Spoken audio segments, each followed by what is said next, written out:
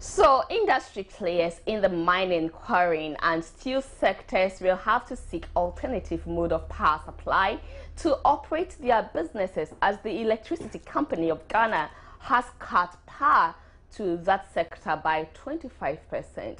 So, alternatively, industries located in residential areas will not be given any special respite in the ongoing load shedding exercise, as they would have to deal with the planned outages for residential areas. It is estimated that over 80% of Ghanaian industries are located in residential areas. The mines and the steel industries have agreed to reduce their load by 25%. So they are all going down by 25% of the load, so that we have some room to supply other areas. And then the AGI agree with us that with the industrial areas, they would prefer to have supply for 6 days and then go off for 2 days. The ECG also indicated that there could be an improvement in the load shedding exercise during the Christmas season only if industries cut down on their operations or the power generation improves. Sometimes what happens is industries shut down for the Christmas break. If this year they decide to shut down for Christmas break, then maybe there will be more power available for Christmas. Otherwise, if you look at the timetable, we have people going off on Christmas Day. The load shedding timetable will see residents living in residential areas enjoying power for 24 hours before going off for 12 hours. The way we have drawn the program, so at any time we are saving 25% of what is going to industry. Remember, we've divided them into 4 groups. So basically all we are doing, when we take industry as a whole, they are also giving 25% on a daily basis, just like the mines and steel companies. Industries in the industrial areas will also enjoy power for 6 days continuously before going off for 2 days. The 25% power supply, which hitherto would have been distributed to industries in the mining, quarrying and steel sectors, will be used to help stabilize power supply in residential areas. So already industries in Ghana are dreading the cuts of power supply to their industries, and it's a big worry. They are worrying about this, and so to talk a bit more about that, I have been joined online by Nana Osei Bonsu. He is the Chief Executive of the Private Enterprise Federation. Thank you so much, sir, for joining us here.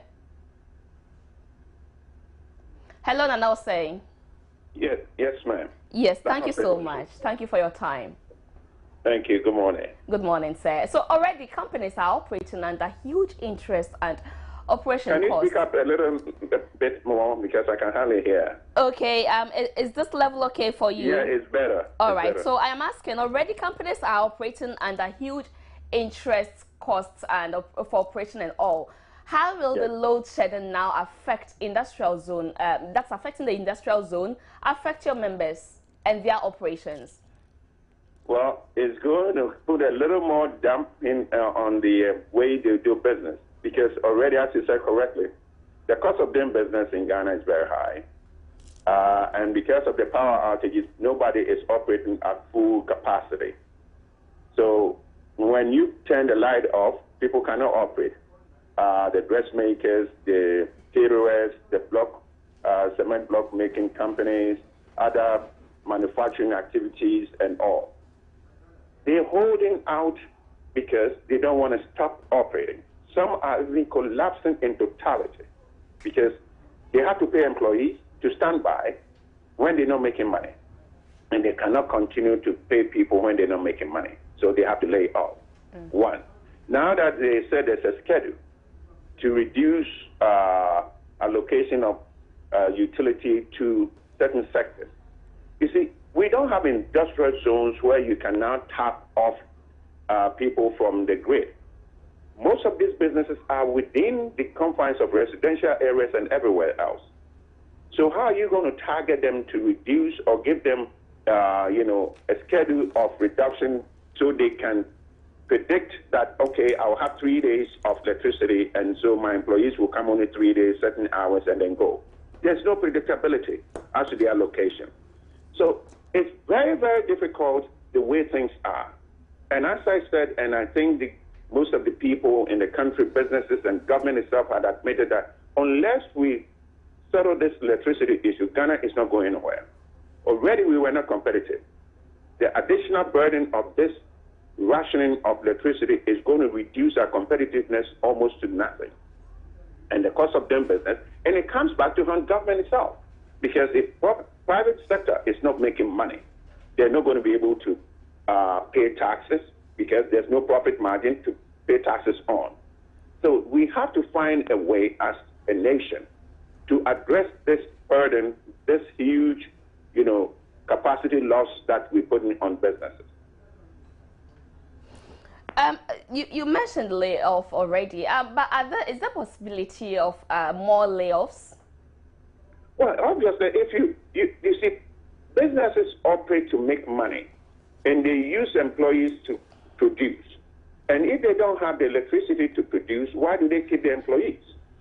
And how can they stay in business when they're paying people and not selling anything? So obviously, invariably, it's going to result in layoffs. And already we've seen that left and right. And as I said, people's investment are collapsing because of inability to produce. So it's going to result not only in layoff, but loss of investment, loss of opportunities, loss of businesses. And already, as I indicated earlier, we are not competitive that much, and the cost of doing business is high. Everything is unavailable, and we have to address this because businesses are suffering and suffering every day, and it's getting worse and worse. The fact that they put 25% reduction to mining companies, what are they supposed to do? Make up the 25% or reduce production by 25%? And people say, oh, they can buy generators. The cost of petroleum is also high. Even in the face of world market reduction in the price of petroleum, we haven't seen that in our pumps. What is happening? We are the first to get a jump when the prices go up, but the last to see reduction when the prices go down. We got to do things right, So this is where the problem is, that businesses cannot function the way things are going. You talk of address the issue. Unfortunately, we have a separate schedule that is going to run for industries located in industrial areas. That's aside the residential schedule. So companies which find themselves in the residential areas don't have a choice, but have to run on the schedule of the residential schedule, which seems to have more light-offs, 12 hours intervals. If you talk about addressing, what's the way forward? What would you suggest should be done to be helpful to you? Well, to me, we've all identified the problem. What's the way forward? I would rather talk more about the way forward. I've heard badges. We suggested badges 2 years ago. They didn't think, that it was something that you look at. Now we're talking about badges. When are they coming? When do they? Because there's no solution. You have to mop up the problem right now, stopgap measures, and then think about the medium and long term. But the budgets have to be in place. We don't have to wait for companies to fail and be bankrupt and fold before we get there. So the way forward is whatever we have to do, let's bite the bullet, bring the budgets, provide the electricity that businesses need. As you said correctly, most businesses are in the residential areas, so they're going to suffer some more. And how do they end up when they cannot operate? So we know the problem. What is the solution? Businesses will pay for the electricity if it's brought in. But we cannot be dancing around, we're going to do this today, we never get there. When are we going to get there? When are we going to put our money where our mouth is? When are we going to walk the talk? Because there's too much talk and little action. And that's what is hurting businesses. And it's going to hurt everybody because people's livelihood depends on the businesses and the jobs that they get. And without the jobs making money, they cannot keep employees. Employees don't have income. It's going to have social problems and social implications. So let's address this as a nation. And that's where businesses are thinking like, let's sit at the table. Let's together think through things and work together to solve the situation. Is it possible for the private companies to come together to be able to afford a badge, or government must definitely be part of the sponsoring? You see, businesses go to do business and they know there's a cost of doing business. If the price is X, produced at efficient cost, there's no reason business will not pay for it. But when there's extra inefficiency, layers and layers put on top of the pricing, we have problems. But the end point is we need electricity. So if it's made available, produced at efficient, affordable pricing, affordable means that the cost to the producer should not be eaten by the producer. It should be passed on, and businesses realize that, and they would accept that. So businesses would pay for whatever price so far as it's produced efficiently, not when there are inefficient layers and layers and layers and layers added on to the price. That is where businesses complain. I see, right. Nana, we'll get back to you later on to talk a bit more about your frustrations. Obviously, Nana is not happy.